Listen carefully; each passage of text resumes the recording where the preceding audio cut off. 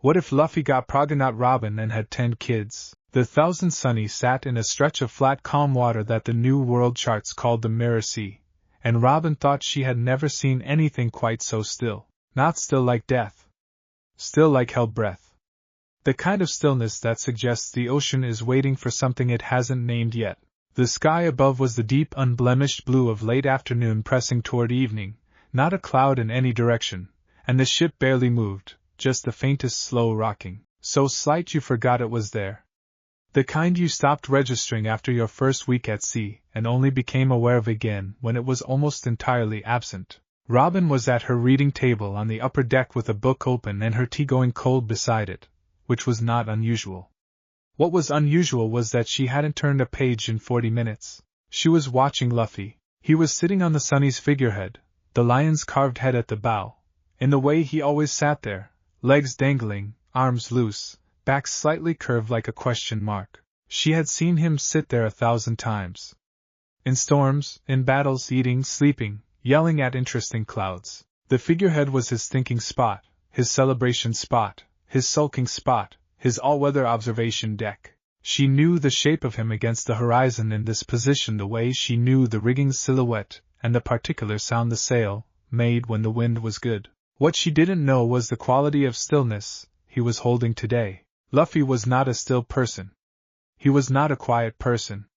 He was a person who expressed his existence loudly and continuously, who announced himself to every room and every island and every stretch of open sea he entered, who seemed to generate his own weather system of energy and noise and motion. Stillness in him was notable the way thunder in a clear sky is notable, not wrong exactly, but a signal of something. She picked up her tea. It was cold. She drank it anyway. Robin. She looked up. Nami was leaning in the doorway of the upper deck, her hair pulled back from the heat, an orange in one hand and a navigation chart in the other, looking at the figurehead with the mild exasperation of someone who has been managing Luffy-shaped situations for years and has developed a professional equanimity about it. He's been up there for 3 hours, Nami said. I know. He didn't eat lunch. Robin looked at her. I know, Nami said. I know. That's why I'm telling you. She bit her orange, glanced at the figurehead, glanced back at Robin. He's not sad. I checked. He's just... She made a gesture that was simultaneously vague and very specific, the kind of gesture that meant Luffy is doing a Luffy thing and I have learned to identify them even when I can't categorize them. You know. Yes, Robin said. Nami looked at her for a moment longer, then pushed off the doorframe and disappeared back inside, because Nami was very smart and had, over the years, developed an instinct for which Luffy's situations required her specific skills and which required something she didn't have and Robin did. Robin closed her book. The figurehead was warm from the afternoon sun when she climbed out onto it. The carved lion's mane was smooth under her hands from years of the crew's feet and palms, polished by use into something almost like wood but softer, like the wood had absorbed the warmth of everyone who had ever stood here and kept it. Luffy didn't turn around. He was looking at the horizon, which was flat and unbroken and amber-tinted now as the sun began its long descent, and he was holding his hat in both hands on his knees, not wearing it, holding it, which was another signal she had learned to read. When Luffy held his hat instead of wearing it, he was in direct contact with something important inside himself. The hat was a talisman, a touchstone, the one material object in the world that mattered to him in a way that went past sentiment into something more structural. When he held it, he was paying the kind of attention he normally paid to things with his whole body. She sat down beside him. There was no particular ceremony to it. She simply settled herself, let her own legs hang over the figurehead's edge, and looked at the same horizon he was looking at. Below them the Mirror Sea earned its name in the dying light, the surface so flat and reflective that the sky above and the water below became a single continuous thing, amber and blue and deep rose, the Sunny floating in the middle of it like the only solid object in a universe of light and color.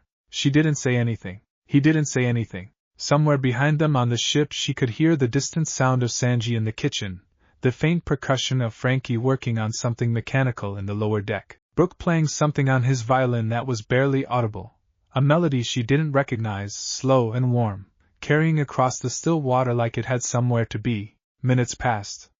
The sun moved. The colors in the water changed. Robin, Luffy said. Yes. A pause. Not a hesitation. Luffy didn't hesitate, not in the way that suggested uncertainty, but in the way that suggested he was finding the right words for something he knew clearly, and wanted to say correctly. She had learned the difference. You're the most important person on this ship, he said. She looked at him. He was still looking at the horizon, both hands on his hat, his face carrying the expression she had learned to call his serious face, though it wasn't what serious looked like on most people. On Luffy, serious was the absence of performance, the dropping of the grin, the settling of all his features into something direct and undefended, the quality of a person who has decided to say a true thing and is saying it. Not because you're useful, he said, in the tone of someone continuing a thought they've been having privately for quite some time. Not because you're strong, because when I look at you the world makes sense. He turned his head and looked at her directly, and his eyes were brown and very clear and entirely without agenda in the way that only Luffy's eyes were. I thought you should know that. Robin looked at him. She had been told many things in her life about what she was. Useful. Dangerous. Valuable. A weapon, a tool, a threat to be neutralized. She had been told what she was worth in terms of bounty, in terms of intelligence, in terms of the political implications of her survival. She had been told she was expendable, and she had been told she was irreplaceable, and she had been told she was a devil's child, and she had been told she was a burden. She had been told by this crew that she was nakama, that she belonged, that the ship was her home. She had believed it, earned her way into believing it, let it slowly replace the calcified certainty of her childhood that connection was always temporary and ended in fire. No one had ever told her the world made sense when they looked at her. She didn't know what to do with that. She looked for the words she usually found in the margins of difficult feelings, the precise, controlled language she had spent decades developing as a way of handling things that might otherwise be unmanageable, and found that they were not available. The words had gone somewhere. Luffy, she said. Her voice was steady. She was proud of that. Yeah? She looked at the horizon. The sun was half below the waterline now, the colors deepening, the mirror sea becoming something darker and more complex. Why today? He thought about it.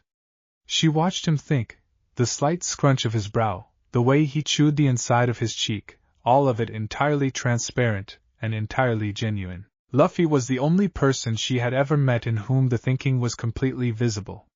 No filter between the inside and the outside.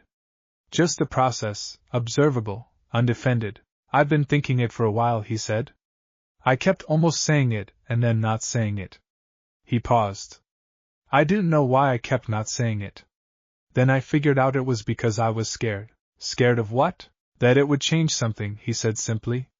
That you'd, I don't know, act different. Or I would. He turned his hat over in his hands. But then I thought, that's stupid. It's true whether I say it or not. So I should just say it. He looked at her again. So I said it. Robin looked at him for a long moment. There was something she wanted to say. Several things, stacked behind each other in a queue that her usually reliable internal architecture was struggling to manage. She opened her mouth. Luffy tipped sideways and rested his head on her shoulder. The sky's really pretty tonight, he said, with the tone of complete subject change that was also somehow not a subject change at all, because Luffy's transitions were always genuine. He was simply moving to the next true thing. The mirror thing. I like it. Robin looked at the mirror sea. At the sky doubled in the water. At the ship floating in the middle of all that light. Yes, she said. It is. His hat was still in his hands. His weight against her shoulder was warm and solid and entirely comfortable, the way things are comfortable when they have become familiar without you noticing it happening. She was aware of her own heartbeat in a way that was not unpleasant. She was aware of the specific quality of the evening, the light, the stillness, the distant sound of Brooke's violin finding its way across the water. She put nothing into words.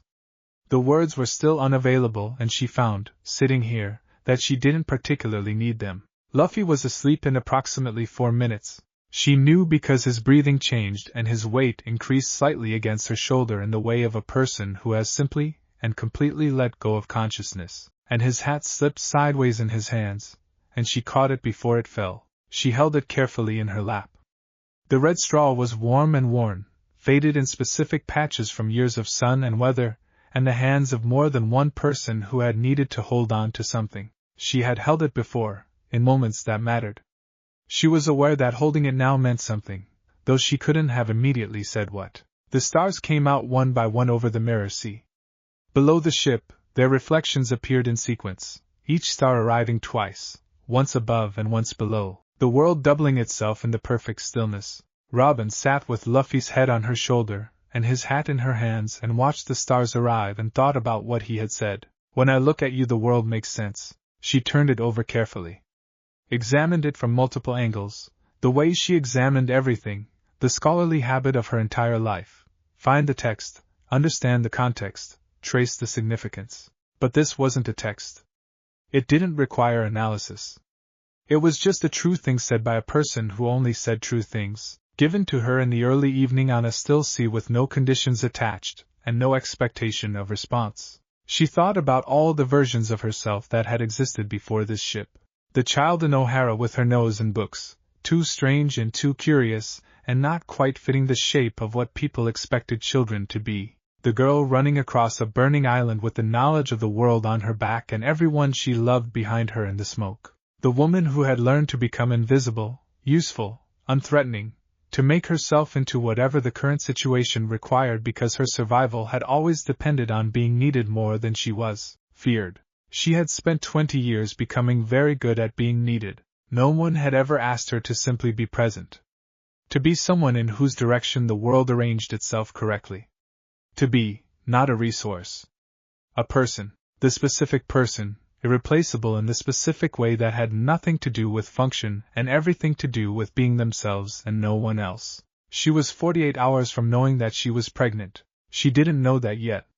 She would figure it out in 2 days, sitting at this same table with her tea, with a sudden and absolute certainty that required no test and no confirmation, just the body's own announcement delivered in the quiet language of fundamental change. She would sit with it for 3 more days before she told Luffy, partly from habit, the old instinct to verify, to be certain, to never speak an uncertain thing, and partly because she needed 3 days to understand her own feelings about it well enough to be present for his. She would tell him on a morning with good wind, on the upper deck, with her tea warm for once. He would go completely still for 6 seconds, she would count, and then he would turn to her with his face doing something she had never seen it do before. Every feeling he had arriving simultaneously, and none of them canceling out the others, joy and terror and wonder and something older and more structural than any of those 3.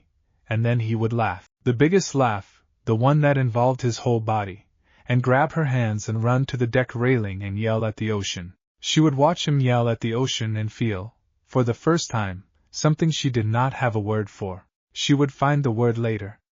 It would take several weeks and the discovery would happen quietly, late at night, in exactly this kind of stillness.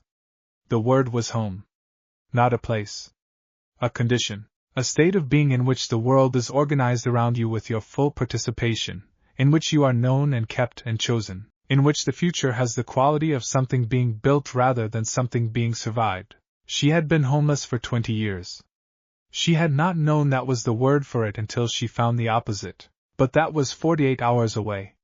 Tonight she was simply sitting on the figurehead of the Thousand Sunny with Luffy asleep on her shoulder, and his hat in her hands, and the mirror sea doubling the stars below. The ship, and the evening was warm, and the stillness was enormous, and she was not afraid. She woke him an hour later when the air turned cool. Luffy. He didn't move.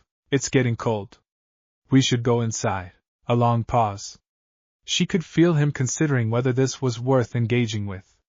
5 more minutes, he said, in the muffled voice of someone speaking from the half-country of almost asleep. You said that 40 minutes ago. I wasn't awake 40 minutes ago. You're barely awake now. Another pause. Then, unexpectedly, he laughed. The small quiet version, the one that was just breath and a shift of his shoulders. The laugh for things that were genuinely funny in a small way that didn't require the full production. Yeah, he said. Okay. He sat up, rolled his shoulders, accepted his hat back from her hands with the automatic ease of someone reclaiming something that lives in a specific place. He put it on, tilted it, looked at the sea. Stars are good, he said. Yes. He looked at her. In the dark his face was mostly shadow and the white line of his grin, which had come back, which was where it lived. But it was a different grin than the loud daytime one, quieter, warmer, more interior. The grin of a person alone with someone they trust entirely. "Robin," he said. I meant what I said before." "I know you did," she said. "You always do." He nodded, as though this was the satisfactory conclusion to a conversation, and stood up on the figurehead and stretched, the full, unself-conscious full-body stretch of someone with rubber limbs and no embarrassment about using them, and then held out his hand. She took it. They went inside. Behind them the mirror sea continued its business of doubling the sky. Below, in the dim belly of the ship, Brooke finished the melody he had been playing for the past 2 hours and sat for a moment in the particular silence that follows music, and then began it again from the beginning because it wasn't quite right yet, and he wanted it to be right, though he couldn't have said exactly what he was preparing it for. A feeling, perhaps, an occasion that hadn't arrived yet but that the evening had the quality of preceding. In the kitchen Sanji was cleaning up after the dinner that half the crew had eaten, and 2 of them had been too distracted to notice, and he was not humming, which was unusual, but his expression was the expression of someone who is thinking about something they are not going to say out loud because saying it out loud would be premature, and he prided himself on not being premature about things that mattered. Nami sat in her room with her charts and her orange peel and the window open to the still night air and listened to Brooke's violin and looked at the mirror sea below and thought about the future with the particular clear-eyed pragmatism that was her greatest gift, which was also, at its best, a form of love. Zoro was asleep in the crow's nest, which was normal, though he had one eye open in the way of someone who is technically asleep but maintaining a perimeter, which was also normal, and his hand was near his swords, which was always normal, and his expression was not quite the same as his sleeping expression, which was a distinction so subtle that only someone who had known him a long time would have caught it. Frankie was in the workshop with the lights on, sketching something on paper he kept smoothing and redrawing, and he would not have been able to say what it was yet except that it was large and sturdy and built for something small. Chopper was reading in the medical bay, a textbook open on his lap and 3 more stacked beside him. And he was reading the same page he had read twice already because his mind kept wandering towards something he noticed that afternoon, and hadn't mentioned to anyone yet because he wanted to be sure. He always wanted to be sure. It was important to be sure before you said something that changed things. Jinbe sat on the deck near the stern and watched the water and said nothing, which was how Jinbe expressed most things, including the ones that mattered most. The 1,000 Sunny drifted in the mirror sea in the warm still night, and the stars arrived in the water one by one, and the ship was full of people holding futures they didn't have words for yet. 48 hours later, Robin sat at her reading table with her tea warm for once and understood that everything had already changed and was only waiting for her to confirm it. She sat with the knowledge for 3 days. She turned it over carefully the way she turned over everything, examining it from every angle, finding its edges, tracing its weight. She had expected to be frightened. She was not frightened. Or not only, there was fear in it the way there is fear in anything large and irrevocable, but underneath the fear was something that had no synonym in any of the languages she spoke. A solidity, a sense of the world rearranging itself not into something dangerous but into something final, like a lock finding its key. On the morning of the 4th day she found Luffy on the upper deck eating a bowl of meat with Chopper and talking about a fish he had seen that morning that was, apparently, the size of a whole island. No, seriously, it had buildings on it. Robin, look at me, I am serious. Chopper was taking notes, with visible excitement. Luffy, she said. Yeah? He looked up with his mouth full. She sat down across from him. She picked up her tea. She looked at him. He looked back at her. His chewing slowed. His eyes, which were always honest, became very attentive in the way they became when he was picking up something real. I have something to tell you, she said. Chopper looked between them. Slowly, with the social awareness he had been developing for years, he closed his notebook, picked up his hot chocolate, and relocated to the other side of the deck with the strategic casualness of someone who understood they were about to be somewhere else. Luffy put down his bowl. Okay, he said. Robin looked at him across the table. At the straw hat tilted on his head and the scar under his eye and the complete, unguarded attentiveness of his face. At the person who had told her the world made sense when he looked at her, with no conditions and no expectation of anything in return, in the early evening of a still sea. "We're going to have a baby," she said. 6 seconds of complete stillness. She counted. Then his face did the things she had never seen it do before. Every feeling at once, none of them canceling out the others. Joy arriving first, large and immediate, and then something that was not quite terror but was the shape of someone understanding the full weight of something good, and then wonder, simple and enormous, and then underneath all of it something structural and permanent, something that had been there already and was now suddenly visible, the way a foundation becomes visible when you start to build. He laughed. The big one. The full-body one, the one that involved his whole chest and his whole face and both arms and the straw hat nearly sliding off his head. The laugh that was never at anything but only ever for something, the laugh of pure surplus joy that had nowhere else to go. He grabbed her hands across the table. He stood up.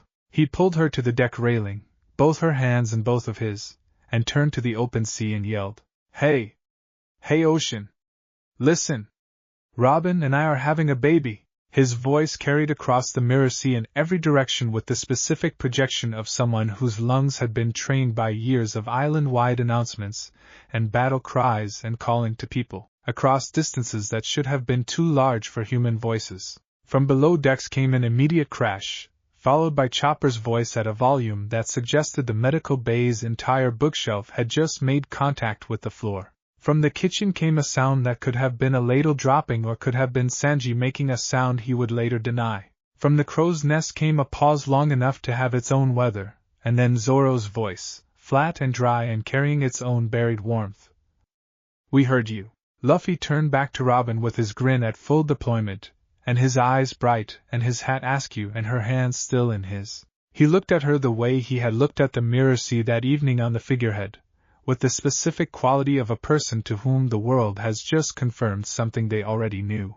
"A baby," he said, as though trying the word on, seeing how it fit. 10 eventually, she said, and she had not planned to say that. It arrived from somewhere below planning, from the part of her that had spent 3 days turning this over and had arrived, quietly and with complete certainty, at the knowledge that this was not a single event but a beginning. Luffy stared at her. 10? He said. "I don't know why I said that," she said. "Possibly I'm correct." He stared at her for another long moment. Then he turned back to the ocean. "Hey! 10 babies, Luffy." Robin said 10. I said possibly. 10 babies, ocean.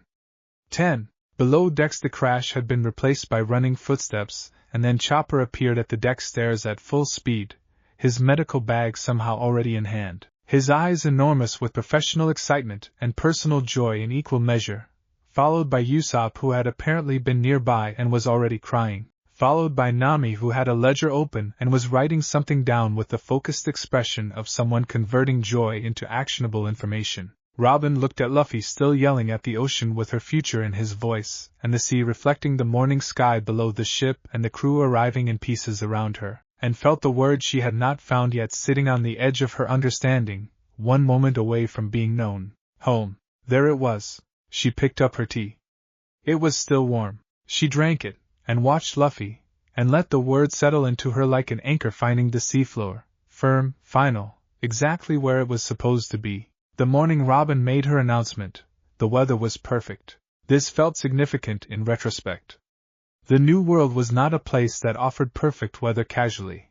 It offered weather the way it offered everything, which was aggressively and without warning and usually in a form that required either immediate action or immediate running. Perfect mornings in the New World had the quality of a hell breath, a brief diplomatic pause between catastrophes, and the crew had learned to appreciate them with the particular intensity of people who understood they were temporary. But that morning the sky was clear and the wind was good and the sea was the particular deep blue that meant depth and calm in equal measure, and the Thousand Sunny moved through it at a comfortable pace with all sails easy, and the smell coming from Sanji's kitchen was extraordinary even by his standards, something with eggs and fresh bread and a sauce that had been simmering since before most of the crew was awake. It was the kind of morning that made people arrive at breakfast in a good mood, which meant, Robin had calculated, that they would all be present. Together. Seated. Not running anywhere or fighting anything or hanging off the rigging for reasons that resisted explanation. It was, logistically, the ideal moment. She had thought about this carefully. She had thought about telling them one at a time, in carefully chosen individual moments. Nami first because Nami would immediately identify the practical implications and begin managing them, which would be useful. Chopper second because his medical involvement was going to begin immediately regardless. Then the others in an order that considered their specific emotional responses and the best context for each. She had thought about this for approximately 12 minutes before concluding that there was no controlled version of this information. There was only the telling and then whatever happened next, and the crew of the Thousand Sunny had proven, over many years and many islands and many situations that defied preparation, that whatever happened next was usually better than anything she could have planned. So she came to breakfast. She came down the stairs to the main deck dining area at 7:45 in the morning, when most of the crew was already assembled. Luffy sitting at the head of the table attacking a plate that was technically a serving platter. Usopp beside him narrating something with full physical commitment that had Chopper wrapped with attention. Frankie at the far end with his coffee and his current engineering sketch. Nami with her charts rolled up beside her plate in the way she always had her charts out regardless of the social context. Brook was playing quietly in the corner. Jinbe stood near the railing with his tea, participating in the meal at the precise angle that suggested he was present and available but not intrusive. Zoro was asleep in his chair with his chopsticks still in his hand, which was either impressive or concerning and was probably both. Sanji appeared from the kitchen with the timing of someone who had been watching for her arrival, setting a plate and a fresh cup of tea at her usual seat with a flourish that managed to be both gallant and genuinely warm. Robin-chan. Good morning. I made the eggs the way you like them. Thank you, Sanji-kun, she said, and sat down. She ate half her eggs. She drank most of her tea. She watched the table, the specific comfortable chaos of 9 people who had chosen each other, the particular morning texture of this crew which she had been cataloging for years without meaning to, the way Luffy stole from Usopp's plate without interrupting his own chewing, the way Chopper's ears went up when something surprised him, the way Nami's pen moved constantly across her charts even while she ate because Nami's mind was always working and her hand always followed. Zoro's chopsticks fell. He woke up, looked at them, picked them up, went back to sleep. Robin set down her teacup. I have something to tell everyone, she said. Her voice was its usual register, measured, clear, carrying without effort to every corner of the table. She had a voice that commanded attention without demanding it, which was a skill she had developed over 20 years of needing people to listen to her without alarming them. And it worked now the way it always worked. The table settled, heads turned, even Luffy's chewing slowed. Even Zoro opened his eyes. She looked at the table. At all of them. I'm pregnant, she said. What happened next occurred in phases. The first phase lasted approximately 1 second and was characterized by the specific quality of silence that follows information that is too large for the immediate moment to contain. The kind of silence that isn't empty but full, packed with 10 people's simultaneous processing, each one running their own internal sequence of receipt and comprehension and first response. Robin had spent 20 years reading rooms. She watched this one the way she watched everything, carefully, completely, missing nothing. Nami's face moved through surprise, comprehension, and something warm and unguarded and genuine, all in under a second, before her eyes dropped to the chart in front of her and her pen began moving, because Nami processed love through logistics, and this was her truest expression of both. Chopper made a sound. It was not a word. It was the sound of a person whose emotional and professional responses had arrived simultaneously and were attempting to exit through the same door. Usopp's mouth opened. Frankie's coffee cup stopped halfway to his mouth. Brook's violin continued for 2 more notes, and then stopped, as though the music itself needed to hear what came next. Jinbe, at the railing, turned fully toward the table with an expression of calm and attentive respect. Zoro looked at the table. Looked at Robin. Looked at Luffy. Luffy was grinning at his plate with the expression of someone who has been keeping a wonderful secret, and is extremely pleased that the secret is no longer a secret. The silence lasted 1 full second. Then Nami screamed. It was not a scream of distress.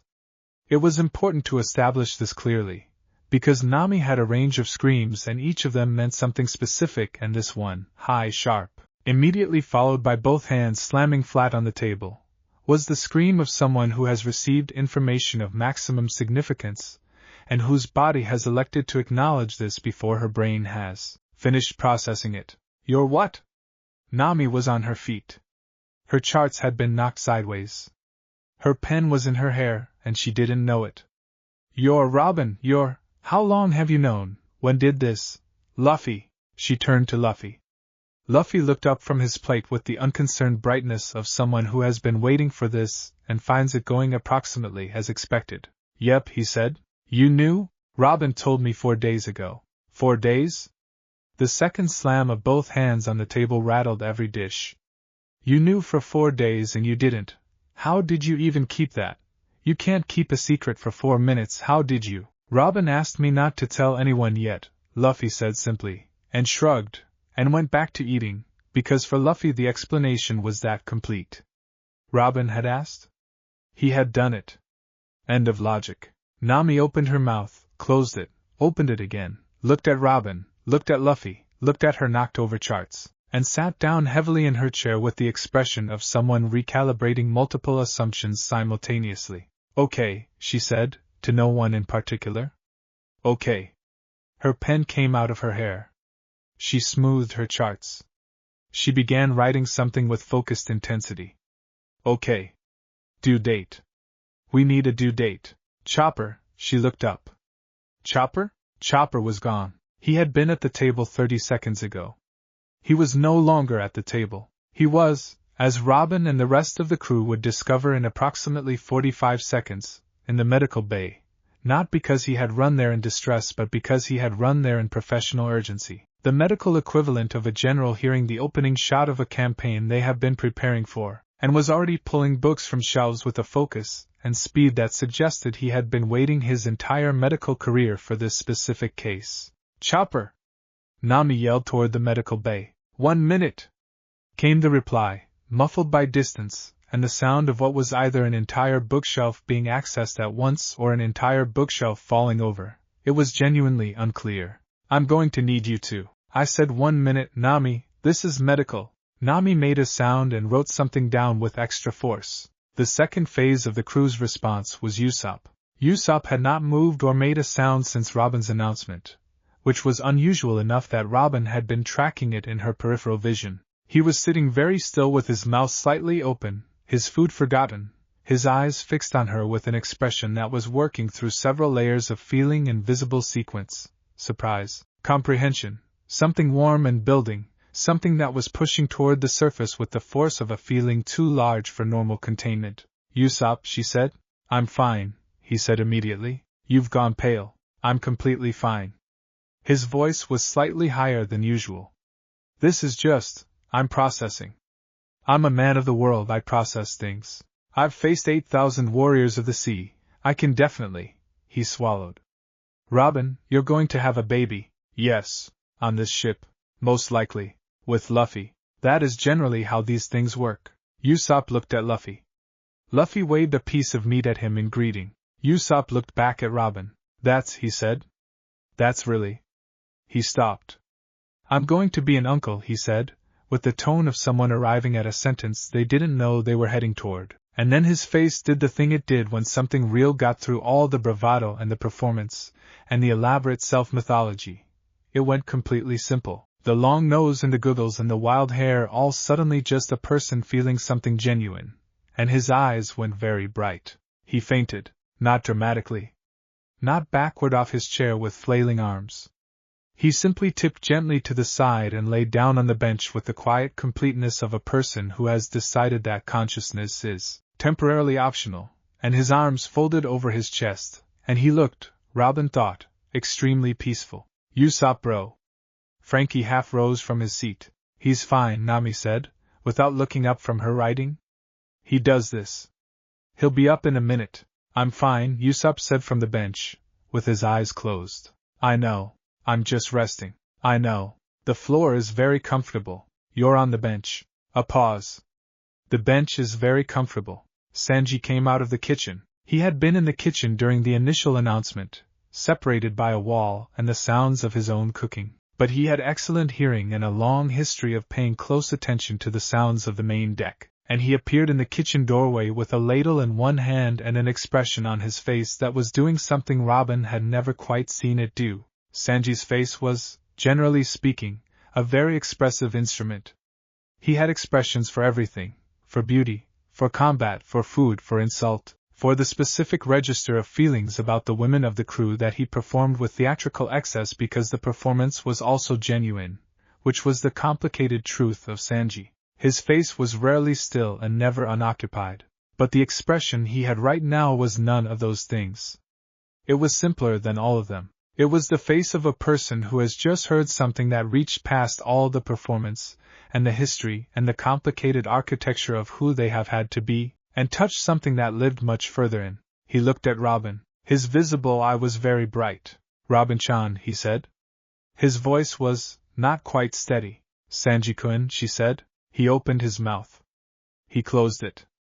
He looked at the ceiling of the main deck, which was made of wood and had nothing interesting on it, for approximately 3 seconds. Then he sat down on the kitchen doorstep and put his face in his hands, and his shoulders moved once. No one said anything. After a moment he stood back up. His face was composed. His eye was still bright but contained now, held precisely, the feeling still present but managed. He pointed the ladle at Robin. "I'm making a special breakfast," he said. "Not this breakfast. A better breakfast. A proper breakfast for this specific occasion." Nobody moved.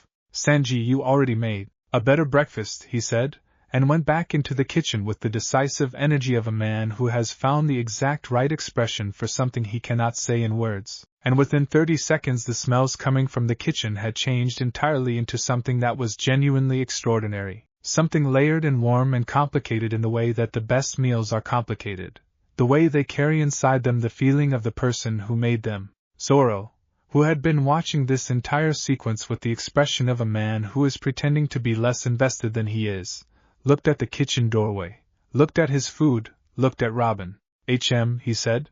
It was one syllable. It contained, Robin had learned, an entire vocabulary. She agreed. His expression did not change. But something around its edges shifted.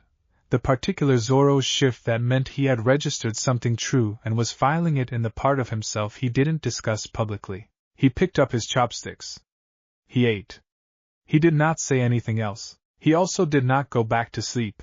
Chopper returned from the medical bay carrying 3 books, a pamphlet he had apparently made himself at some previous point, a blood pressure device, and an expression of comprehensive professional readiness. He dropped everything on the table in front of Robin and then stood there bouncing slightly on his hooves with the energy of someone who has been preparing for this moment their entire career without knowing it.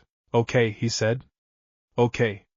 Robin, I need you to know that I am completely prepared for this. I have been studying obstetrics since I joined this crew because I knew statistically that at some point someone would need me and I wanted to be ready, and I am ready. I'm completely ready." He patted the books. "I've read all of these. Twice.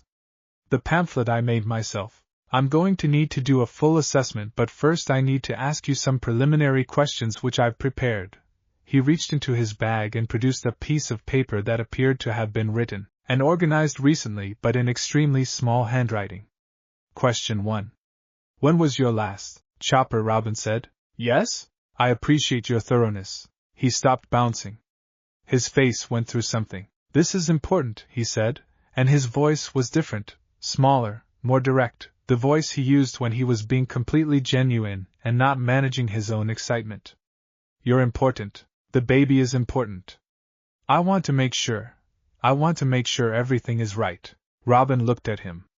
At his enormous earnest eyes and his small serious face and the pamphlet he had apparently written himself about a situation he had been quietly preparing for without ever mentioning it, because that was Chopper. The preparation was always complete and the care was always sincere and the waiting was always patient. "Thank you, Chopper," she said, and meant it precisely. His nose went red. "I'm a doctor," he said, which meant he was deeply moved. "It's my job. Don't look at me like that." "Like what?" "Like that. That face." "Don't. I'm not making any particular face. You're making the face.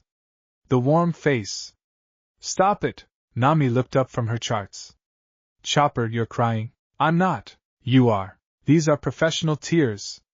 These are the tears of a doctor assessing a medical situation. That's not a thing." "It is now." Brooke had been very quiet.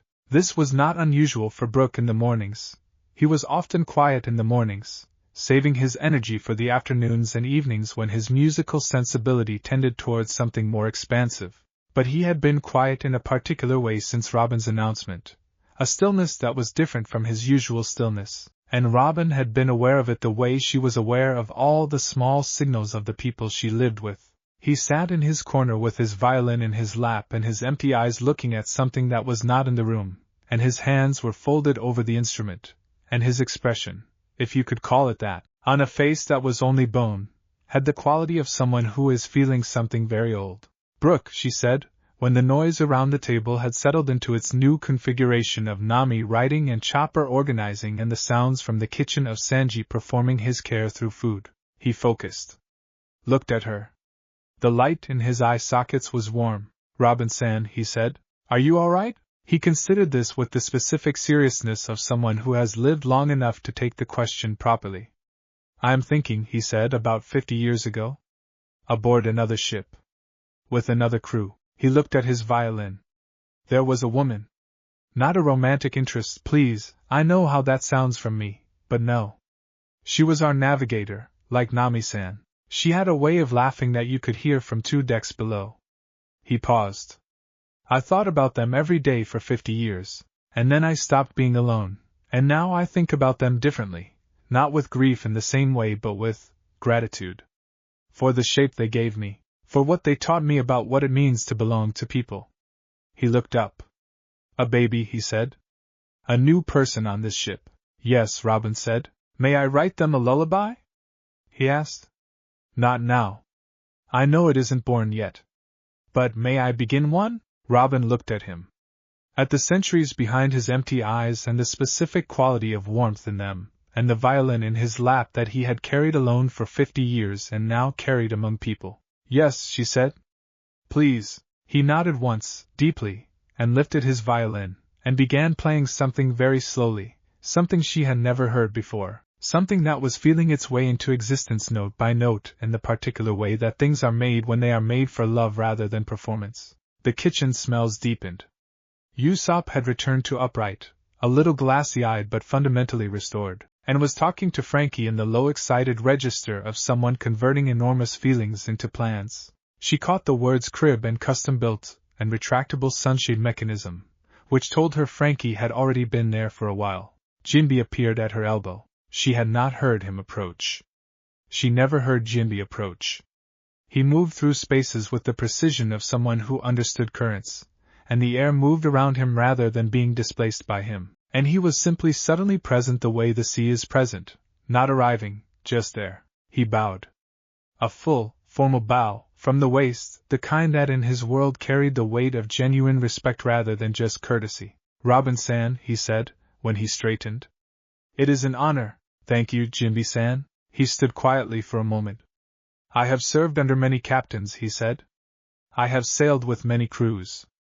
I have not often had occasion to feel," he considered, "the particular quality of this ship is not something I had a word for when I joined it. I have found the word since." "What is it?" she asked. "Family," he said. "With all that implies. The obligation and the joy of it. The weight and the privilege." He looked at Luffy, who was stealing from Usopp's abandoned plate with the contentment of a person entirely at home in the world. "Whatever this child becomes," Jinbe said, "they will begin with everything that matters." Robin followed his gaze to Luffy. Luffy had eaten everything available on his half of the table and was now looking around for reinforcements, and he caught her looking and grinned, the full one, the specific one, not the loud grin for the world, the private one, the grin that meant this is good, we are here, this is all of it, and she thought again, as she had thought on the figurehead in the mirror sea, about the word she had found, home. Still true. Sanji came out of the kitchen 40 minutes later with a breakfast that bore no resemblance to what had already been served and eaten, and that was, by any measurable standard, extraordinary. There were things Robin didn't have names for, things she recognized from islands they had visited months ago, things that shouldn't have been combinable that turned out to be perfect together. He set it in front of her first, with a different energy than his usual theatrical presentation, quiet, direct, the offering of a person who means it. "For you," he said. And he gestured briefly in the direction of her general midsection, with a combination of reverence and helplessness that she found, privately, very moving. Thank you, Sanji-kun, she said. He stood there for a moment longer than necessary, and she could see him choosing between saying something and saying nothing, and she watched him select nothing, and understood that nothing was in this case full of everything, and the everything was clear. He went back to the kitchen to make enough of the extraordinary breakfast for everyone else. The meal that followed was, in the catalogue of meals that Robin had observed aboard the Thousand Sunny, in a category of its own. It was louder than usual, which was saying something, because meals on the Sunny occupied a specific register on the scale of human noise that most social gatherings never approached. Nami had a list. Chopper had a schedule. Usopp had 17 questions about logistics, and one very long question about names that he was managing to make sound like 17 separate questions. Frankie had sketched 3 cradle designs on the back of his engineering notes, and was presenting them to the table with the serious enthusiasm of someone pitching to investors. Brooke was still playing in the corner, the lullaby gradually finding its shape, bits and phrases of something emerging and being revised and emerging again. Zoro ate and said nothing, but he had turned his chair a fraction toward the center of the table, which was the physical equivalent of a speech. Jinbe refilled everyone's tea. Luffy ate everything within reach and laughed at everything that was funny and occasionally, in the gaps between bites, looked across the table at Robin with the simple, undefended warmth of someone who has everything they wanted and knows it. Robin ate Sanji's extraordinary breakfast and drank her tea and listened to all of it, the noise and the plans and the questions and the music and the laughter, and felt it settle around her the way the mirror sea had settled into stillness that evening on the figurehead. This was the thing. This was all of it. These 9 people and the child arriving and the ship moving through the new world with its good wind and its perfect morning. The argument Nami and Chopper were now having about the respective priorities of financial planning and medical planning, which was the argument of 2 people who both cared enormously and were expressing it in their own languages. The smell from the kitchen. Zoro's turned chair. Brooke's half-finished lullaby finding its way into the world. She would write about this morning in the log she had been keeping. She would describe it carefully, in the way she described everything carefully, not because the details needed preserving but because writing them was how she held them, how she made them fully real, how she confirmed to herself that the good things were as present and as true as the hard ones had been. She would write. The crew received the news in the way they receive everything, loudly, completely, and with the full weight of themselves. I had been afraid, in some small part, of what it might cost to change things. I understand now that this was the wrong fear. The right fear would have been, what it might cost not to. She would write. Usopp fainted. He says he didn't. He did, she would write. Brooke asked to write a lullaby. I said yes. I could hear it beginning while we were still at breakfast, something slow and warm, something that knows it has a long way to go but isn't in a hurry. She would write. Luffy ate 4 extra servings of meat. He said it was in celebration. I think it was just because there was more food than usual. Both things are probably true. She would write. I am not afraid. But that was later. That was the evening's version of the morning. Right now the morning was still happening, loud and warm and complete, and Robin sat in the middle of it and let herself be where she was. Outside the Thousand Sunny the new world waited with everything it had, the storms and the sea kings and the islands full of history, and the enemies still to come and the horizons full of things they hadn't found yet. All of it still there. All of it still real. It would keep. The storm came from nowhere, which in the new world meant it came from exactly where storms always came from the sea's own decision, made without consultation, announced without warning, arriving with the complete indifference of something that does not require your permission to exist. 1 hour the sky was clear. The next it was not. Robin was below decks when it started, in the library, which was where she spent most of her afternoons now, though the nature of what she read had shifted in the past 8 months in ways she had not entirely predicted. The shelves that used to hold exclusively historical texts and linguistic studies now had a section she had quietly built over the course of their last 6 islands, books on medicine, on child development, on the specific intersection of both that she had found in a second-hand shop on a rainy island whose name she had already forgotten but whose bookshop she would remember for a long time. She was reading one of these when the ship's motion changed.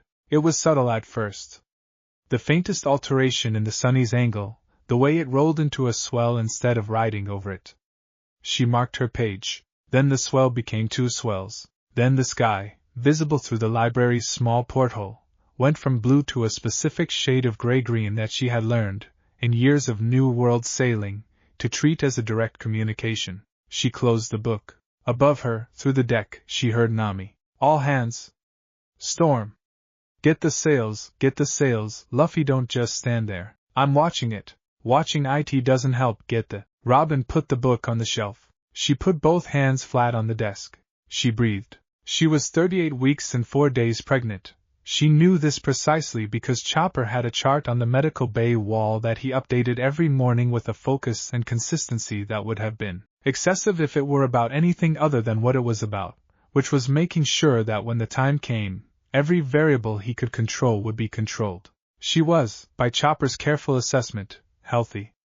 The baby was, by every measure available to a doctor on a pirate ship in the New World, healthy. Everything was, in the clinical language Chopper used to contain his feelings about his patients, and completely failed to contain his feelings about this particular patient, proceeding optimally. She had agreed with his assessment, while privately maintaining her own, which was, the New World was going to do what the New World did, and readiness was not a matter of controlling circumstances, but of being genuinely prepared for the circumstances to be whatever they chose to be. She was prepared. She picked up the small bag that Chopper had packed for her 3 weeks ago, and that had been sitting in the corner of the library ever since, and she went to find out what kind of storm they were dealing with. The answer was a significant one. The Thousand Sunny was a magnificent ship, Frankie's masterwork, built from atom wood and care and an engineering philosophy that believed in both function and beauty and refused to sacrifice either, and it handled the New World's moods with a competence that lesser vessels couldn't have approached. But the storm that had materialized around them in the past 20 minutes was the kind that didn't care about competence. It was the kind that existed on its own scale, measuring itself against nothing, owing nothing to anyone's assessment of it. The waves were 30 feet. The wind was making the rigging sing in a register that was less music and more warning. The sky had gone the full dark gray-green now, with lightning moving through the cloud systems in deep horizontal pulses that illuminated the water in brief terrible flashes. And the rain, when it came, and it came hard, was cold and horizontal and meant business. Robin emerged onto the main deck into the full chaos of all of this, her bag over one shoulder, her hair immediately plastered flat by the rain, and took stock. The crew was operational. This was the first thing she always confirmed, and it was confirmed. Everyone was moving, everyone had a role. The Sunny was being handled with the focused competence of people who had been doing this together for years and knew each other's positions without needing to check. Nami was at the helm, her expression the expression of a woman in complete command of her environment who is also deeply annoyed at her environment. Zoro and Jinbe had the mainsail. Usopp and Frankie were securing the lower deck rigging with systematic efficiency. Chopper was, she scanned, Chopper was in the hatchway of the medical bay, watching her. And the moment she appeared his face went through a rapid sequence that ended at focused professional readiness. He appeared at her side in approximately 4 seconds. "How are you feeling?" he said over the wind. "Fine," she said. He looked at her with the specific look he had developed over 8 months of being her primary medical attendant, which was a look that said, "I am evaluating whether fine in this context means fine or whether it means I am choosing not to worry you." "Fine," she said again, more precisely. "The bag is a precaution." "The bag is not a precaution," Chopper said. "You're at 38 weeks and 4 days. The bag is appropriate preparedness." "Yes," she said. "That's what I said." He looked at her for another moment, then at the storm, then back at her. "Come inside," he said. "Please. There's nothing you can do out here that they can't do without you, and the medical bay is..." Something hit the port side of the ship. Not a wave. The wrong sound for a wave. Too solid, too directed, with an impact that moved through the deck in a single shockwave rather than the distributed rocking of water.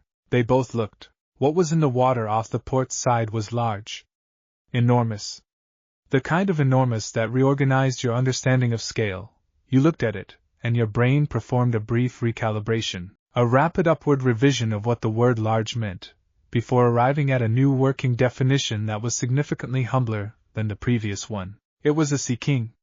Not the largest Robin had ever seen, but well into the category of sizes that made the largest things she had previously considered large seem quaint.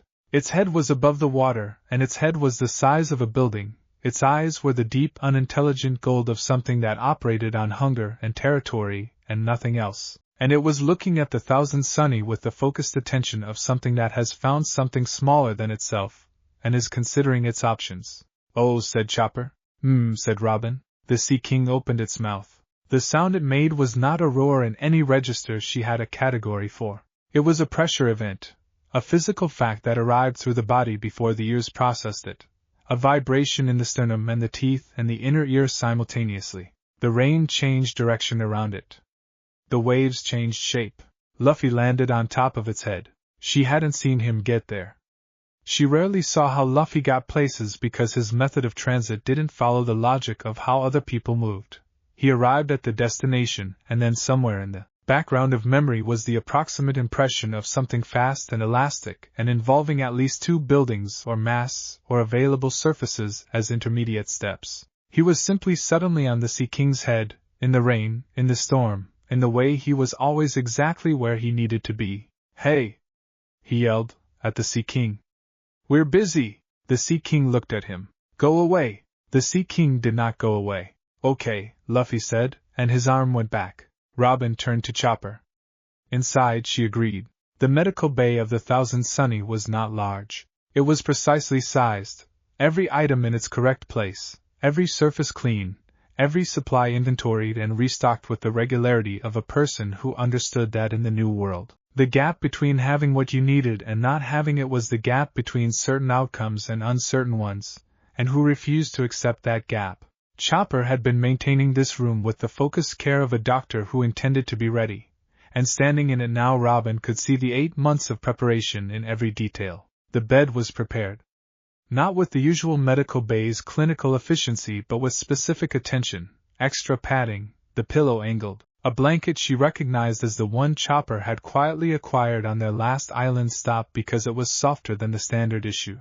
The supply cabinet was organized in a sequence that was not alphabetical or categorical but prioritized, with the things most likely to be needed first positioned at the front, and the things that were present as contingencies at the back.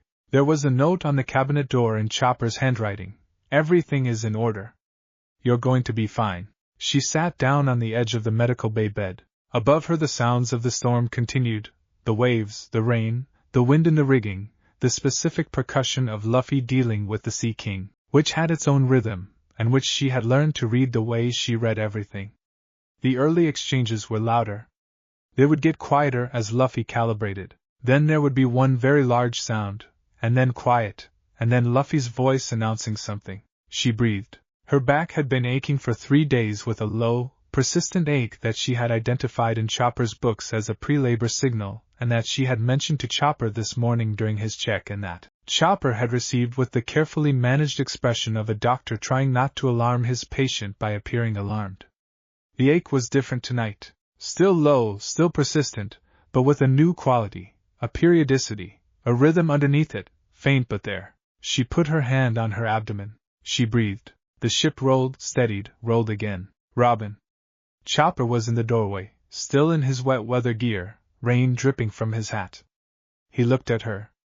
He looked at her hand. His face did the sequence again. Surprise, comprehension, professional lock-in. "How long?"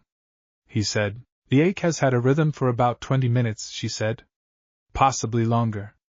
"I was reading." He was across the room in 2 steps, medical bag open, already into the first of the assessments he had been preparing for 8 months, his movements efficient and quick and entirely unfrightened. This was the quality of Chopper that she admired most. In the rooms where his care was needed, his feelings didn't disappear but they relocated, stepped back and made space for the part of him that knew exactly what to do. "Okay," he said in the doctor's voice. "Okay. We have time. First labors take time. This is completely normal. Everything is proceeding exactly as it should. You are healthy, the baby is healthy, I have everything I need, and this is going to go well." "I know," she said. "I know you know," he said. I'm also telling myself. She looked at him. Chopper. He paused in his assessment. You're going to be wonderful, she said. His nose went red. I'm a doctor, he said, with less conviction than usual, and went back to his assessment. The storm lasted 4 more hours. The Sea King lasted 40 minutes, which for a Sea King of that size was actually a fairly quick resolution. Luffy had opinions about the timeline and had communicated them to the Sea King via Gear 3rd, after which the Sea King had revised its assessment of the Thousand Sunny as a viable target, and departed at considerable speed in a direction that suggested it wanted to be somewhere that was not here. After the Sea King, there was still the storm. The crew handled the storm. This was what they did. They handled whatever the new world presented because handling it was what being this crew meant, and they were, as a collection of individual capacities operating toward a shared purpose, formidable. Nami navigated. Zoro and Jinbe managed the sails. Usopp and Frankie dealt with the things that needed physical intervention. Luffy was at the bow because Luffy at the bow was both practically useful and somehow essential in a way that defied technical analysis. His presence there had a quality of statement, of the ship announcing what it was. Sanji was in the kitchen, which had not stopped operating. This was not unusual. Sanji's kitchen operated in virtually all conditions, because Sanji's position was that conditions were not a good enough reason to not feed people who needed feeding, and his position was also that people who were dealing with difficult conditions needed feeding more than usual. What came out of the kitchen during the storm was hot and substantial and appeared in the hands of crew members who hadn't had time to think about food in a way that suggested Sanji had been tracking everyone's position and timing his deliveries accordingly. He appeared at the medical bay door at the 2-hour mark with something in a thermos and an expression that was carefully arranged around a feeling too large for its usual containment. How is she? He asked Chopper, who was monitoring the situation with the professional focus of a doctor who was also personally invested in the patient's outcome to a degree that would have been medically inappropriate in any other context. Progressing normally, Chopper said. Everything is as it should be. She's doing remarkably well. Sanji looked through the doorway at Robin, who was managing the situation with the composed attentiveness she brought to everything, breathing correctly, tracking her own progress, talking to Chopper with the precise clinical engagement of someone who had read every relevant book and was now applying the knowledge usefully. She was sitting up, her hair loose around her shoulders, her expression focused rather than frightened. She looked, Sanji thought, the way she always looked, which was like someone who had already decided that whatever was happening was something she could meet. He left the thermos and went back to the kitchen and did not let himself feel everything he was feeling until he got there, and then he felt it in the kitchen where no one could see him, which was where he felt most things. Luffy came below decks at the 3-hour mark. The storm had been reduced to manageable by then, still significant by most measures but no longer requiring his specific kind of intervention, which meant the others could handle it, and he could go where he had been wanting to go for the past 3 hours, ever since Zoro had appeared at his shoulder during a lull in the Sea King's situation and said, quietly, Chopper needs you below, which was not accurate in the medical sense but was accurate in the sense that mattered. He was dripping wet and had seaweed in his hair and a bruise forming along his jaw from the Sea King's counterattack, and he didn't notice any of these things because they were not relevant to where he was going. He stopped in the medical bay doorway. Chopper looked up. Something in his expression, the managed professionalism of the past 3 hours, shifted briefly into the face underneath it, which was relieved and glad and slightly overwhelmed, and he said, She's doing well, Luffy, and moved to give him access. Luffy looked at Robin. Robin looked at Luffy. Hi, he said. Hello, she said. You have seaweed in your hair. He reached up, found it, dropped it somewhere. The Sea King is gone. I heard. The storm is mostly done. Good. He moved to the side of the medical bay bed and stood there, and she could see him doing the Luffy assessment, the rapid survey of a person he cared about, checking for the things that mattered, the things below the surface. He looked at her face for a moment, then at her hand on the blanket, then back at her face. Are you scared? He asked. She considered this honestly, because Luffy was the person she could always answer honestly, and because the question deserved accuracy. A little, she said. Less than I expected to be. He nodded slowly. Me too, he said. She looked at him. Which part? Both parts, he said, and sat down on the stool beside the bed that Chopper had positioned there weeks ago, and that had been waiting for exactly this, and he put his hand over hers on the blanket. His hand was warm. Wet from the rain and warm underneath the wet, the specific warmth of Luffy that she had come to know in the way you come to know something you have chosen to be close to, with your whole body, in the way that goes past thought into something more structural. She turned her hand over and held his. The crew, she started. Zoro's got it, he said. Nami's got it. They've got it. She looked at him. You left the storm. Yeah, he said. He looked at her hand in his. The storm doesn't need me as much as you do. Robin was quiet for a moment. That might be the most sensible thing you've ever said, she told him. Don't tell anyone, he said.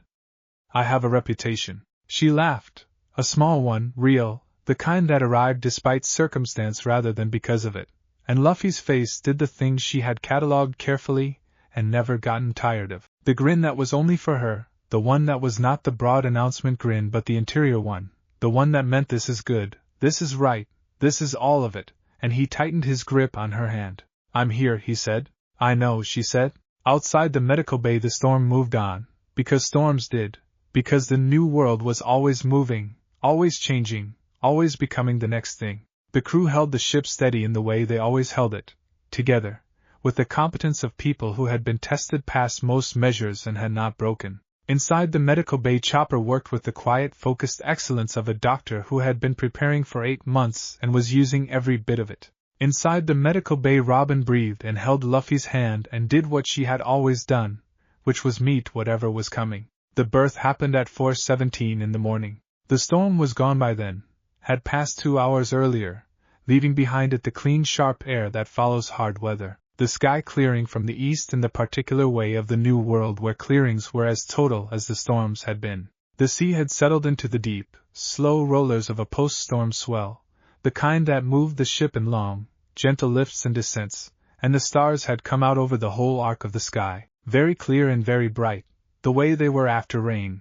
The sunny was quiet. The crew was present in the way the crew was present for things that mattered, not intrusive, not demanding, but gathered. Nami had handed the helm to Jinbe and was in the corridor outside the medical bay, sitting with her back against the wall, and her knees drawn up, pretending to look at charts. Zoro was in the doorway of the deck hatch, facing outward but not going anywhere.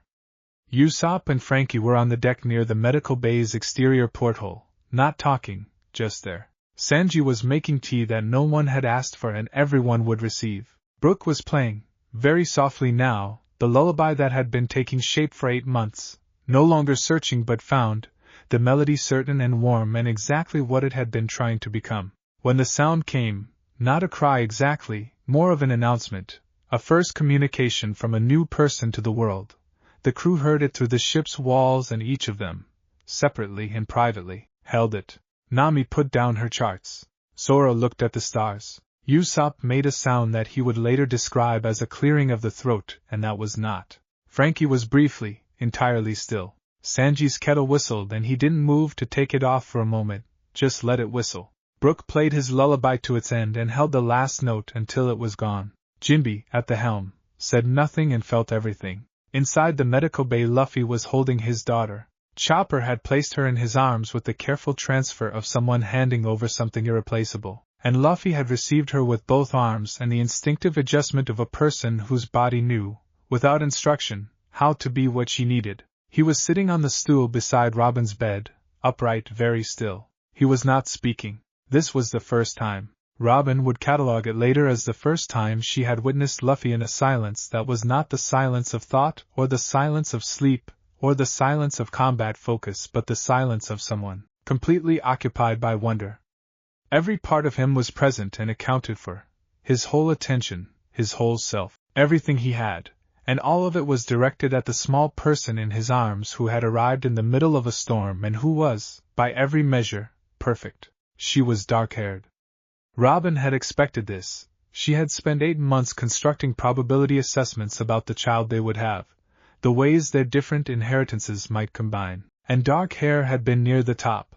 But expectation and reality were different things, and the reality of it, the small dark head and the tiny closed fists, and the specific quality of new life that no book had adequately described, was something she had no existing category for. She was watching Luffy. He held his daughter and he was silent, and his face was doing the thing she had seen only once before, at the breakfast table when she told him, every feeling at once, none of them canceling each other out, but more than that, deeper than that. The feeling of that morning multiplied by everything that had happened since and arriving now as something that didn't have a name yet because it was too new, too specific, too entirely its own thing. He looked up.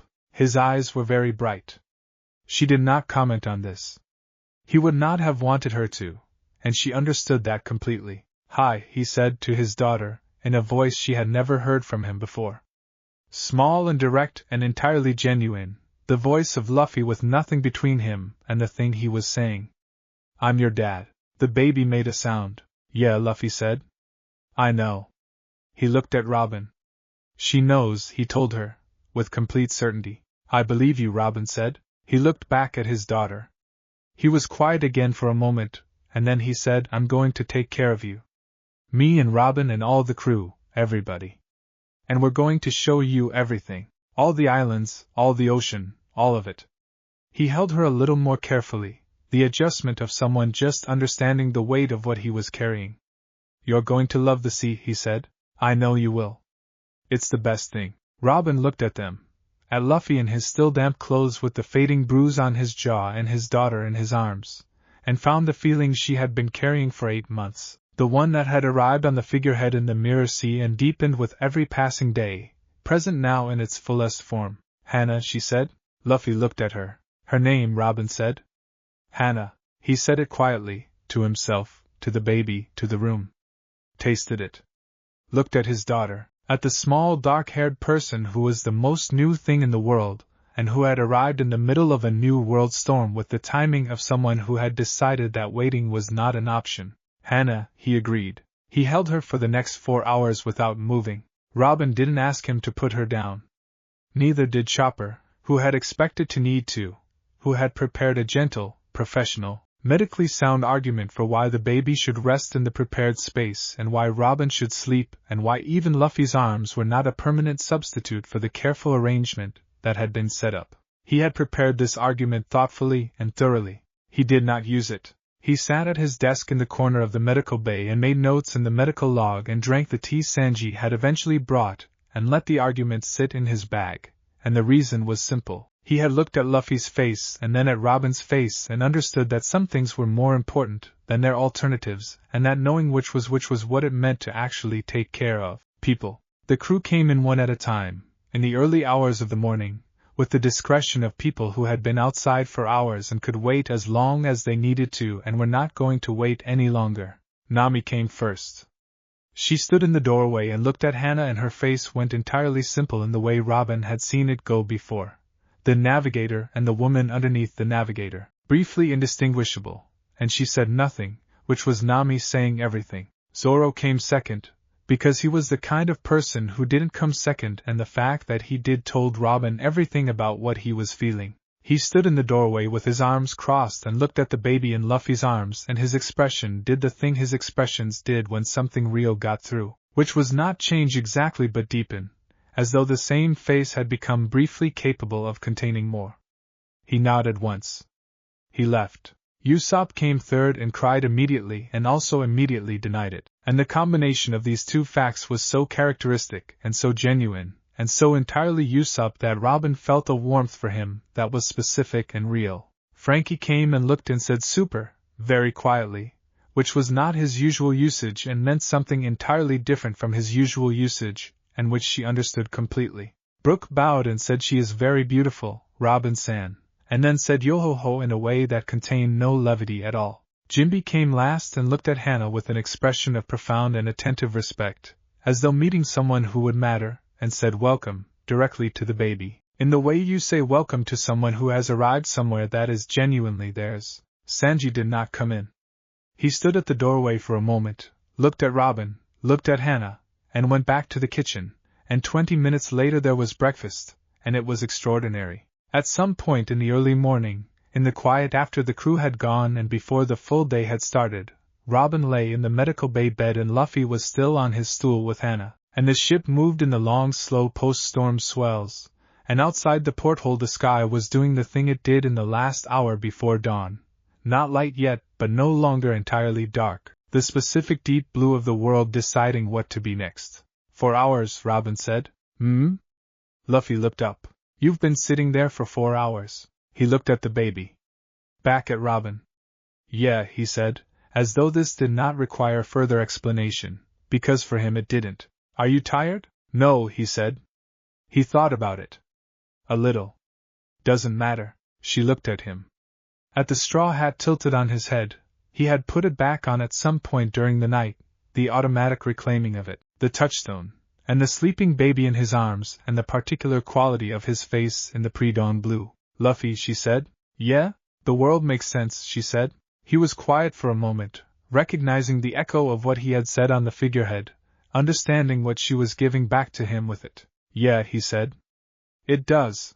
Outside the porthole the sky made its decision, and the dawn came in, slow and gold, the way good things come, and the Thousand Sunny held its course, and in the medical bay of the greatest ship on the sea, Monkey D., Luffy held his daughter and watched the light arrive and did not put her down.